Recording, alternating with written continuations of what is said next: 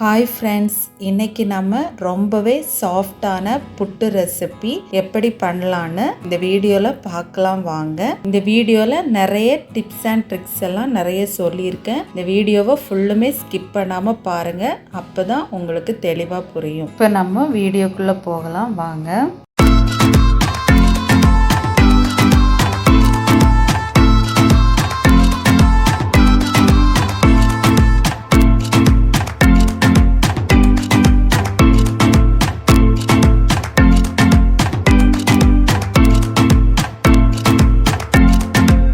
புட்டு செய்கிறதுக்கு இந்த உலக்குக்கு 4 உலக்கு நான் பச்சரிசி எடுத்துருக்குறேங்க. இட்லி அரிசி எடுக்கக்கூடாது. பச்சரிசியில் புட்டு செய்தாதான் அது ரொம்ப டேஸ்டாக இருக்கும் சாப்பிட்றதுக்கு. அதனால பச்சரிசி எடுத்து வச்சுக்கோங்க. இப்போ இந்த அரிசியை நம்ம நல்லா ஒரு 2-3 டைம்ஸ் வாஷ் பண்ணி எடுத்துக்கலாம். இப்போ இந்த அரிசியை நல்லா வாஷ் பண்ணி எடுத்தாச்சுங்க. இதில் நம்ம ஒரு 2 செம்பு அளவுக்கு தண்ணி சேர்த்துக்கலாம். இப்போ இந்த அரிசியை நம்ம ஒரு 4 ஹவர்ஸ் ஊற வச்சுக்கலாம். இப்போ பார்த்தீங்கன்னா அரிசி 4 ஹவர்ஸ் ஊறிடுச்சு. இப்போ இதை ஒரு வடிகட்டியில் நம்ம வடிகட்டி எடுத்துக்கலாம். இந்த அரிசியை நான் அரிசியெல்லாம் வடிகட்டியில் சேர்த்துட்டேங்க. இதை ஒரு 15 மினிட்ஸ் அப்படியே தண்ணி எல்லாம் வடிகிறதுக்கு வச்சுக்கலாம். இப்போ பார்த்தீங்கன்னா ஒரு 15 மினிட்ஸ் தண்ணி எல்லாம் அரிசியிலேருந்து வடிஞ்சிருக்கு. இப்போ இந்த அரிசியை மாவாக பொடிச்சு எடுத்துக்கலாம். இந்த மாதிரி புட்டுக்கு அரைக்கிற ஜல்லடை வச்சு அரைச்சிக்கணும். இந்த மாவெல்லாம் பொடிச்சு எடுத்தாச்சு. இப்போ இதை நல்லா வாட்டி எடுத்துக்கலாம். ஸ்டவ் ஆன் பண்ணி இந்த மாவை வாட்டிக்கலாம். இந்த மாதிரி நல்லா மிக்ஸ் பண்ணி விட்டுக்கணும். இந்த மாவு சூடு ஆகுறது வரை நல்லா வாட்டிக்கணும்.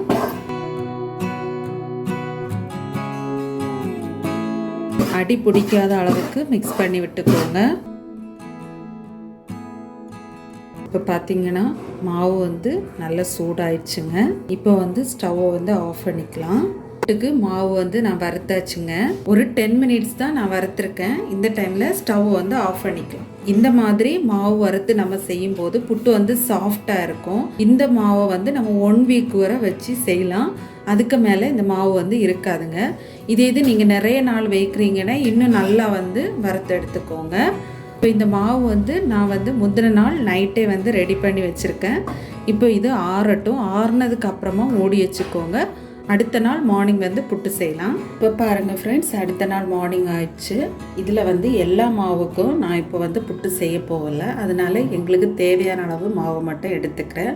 மீதியை வேற ஒரு பாத்திரத்தில் ஸ்டோர் பண்ணி வைக்கிறேன். இதே மாவில் உருண்டை எப்படி செய்யலான்னு அடுத்த வீடியோவில் நான் போடுறேங்க. இப்போ நான் இவ்வளோ மாவு எடுத்துருக்கேங்க இன்னைக்கு புட்டு செய்கிறதுக்கு. இப்போ இதுக்கு தேவையான அளவு உப்பு சேர்த்துக்கலாம். இவ்வளவு உப்பு சேர்த்துக்கிறேன், கரெக்டாக இருக்கும். இப்போ சேர்த்துட்டு ஒரு வாட்டி மிக்ஸ் பண்ணி விட்டுக்கோங்க. அப்புறமா கொஞ்சம் கொஞ்சமாக தண்ணி சேர்த்துக்கோங்க. தண்ணி சேர்த்துட்டு ஒரு 2 செகண்ட் அப்படியே விட்டுக்கோங்க. விட்டுட்டு அதுக்கப்புறமா மாவு விரவிக்கலாம். ஒரு 2 செகண்ட் ஆயிடுச்சு. இப்போ நம்ம மாவை மிக்ஸ் பண்ணிக்கலாம். இந்த மாதிரி கட்டிகள் இருந்தால் அதை உடச்சி விட்டு மிக்ஸ் பண்ணிக்கோங்க. அடுத்ததாக திரும்பவும் தண்ணி தெளித்து சேர்த்துக்கோங்க. அப்படியே ஒரு 2 செகண்ட் விட்டுக்கோங்க. அப்புறமா மிக்ஸ் பண்ணிக்கோங்க. இப்போ 2 செகண்ட் ஆயிடுச்சு. மிக்ஸ் பண்ணிக்கலாம். தண்ணி தெளிச்சுட்டு நம்ம உடனே மிக்ஸ் பண்ணோன்னா மாவு நல்லா உருண்டுரும். அதுக்கு தான் இந்த மாதிரி ஒரு 2 செகண்ட் வெயிட் பண்ணிவிட்டு நம்ம மிக்ஸ் பண்ணிக்கணும். அடுத்ததாக திரும்பவும் தண்ணி தெளிச்சுக்கோங்க. மாவு கொஞ்சம் லைட்டாக ஈரப்பதம் இருக்கிற அளவுக்கு பிசைஞ்சு எடுத்துக்கணும். புட்டுக்கு மாவு பிசையும் போது இவ்வளோ தண்ணி தேவைன்னு சொல்லிட்டு ஒரேடியாக சேர்த்துடக்கூடாது. ஸ்டெப் பை ஸ்டெப்பாக தான் நம்ம சேர்த்து மாவு மிக்ஸ் பண்ணிக்கணும். இப்போது புட்டுக்கு மாவு ரெடி பண்ணியாச்சு. இந்த மாதிரி பிடிச்சோன்னா இந்த மாதிரி பிடிக்க வரணும். இதுதான் புட்டுக்கு மாவு பதம். அடுத்ததாக இந்த மாதிரி புட்டுக்குழல் எடுத்துக்கோங்க. இதில் ஒரு சில்லு கொடுத்துருப்பாங்க, அதை போட்டுக்கலாம். ஃபஸ்ட்டு தேங்காய் சேர்த்துக்கலாம். அப்புறமா மாவு போட்டுக்கலாம்.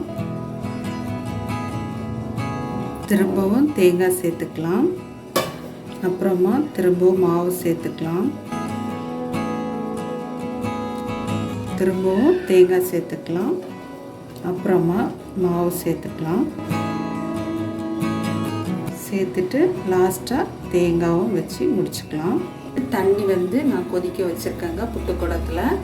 இப்போ இந்த நம்ம ரெடி பண்ணி வச்சுருக்க புட்டுக்குழல் மாவு வந்து வச்சுக்கலாம். வச்சுட்டு அப்படியே மூடி வச்சுக்கலாம்.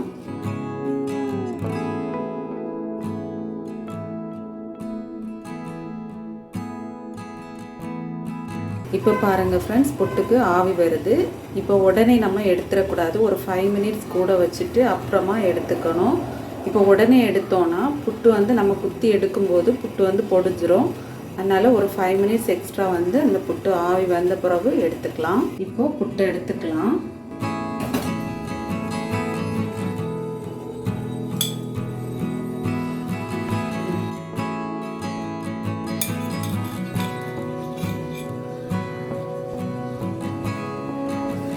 இதுக்கு கூட பயரும்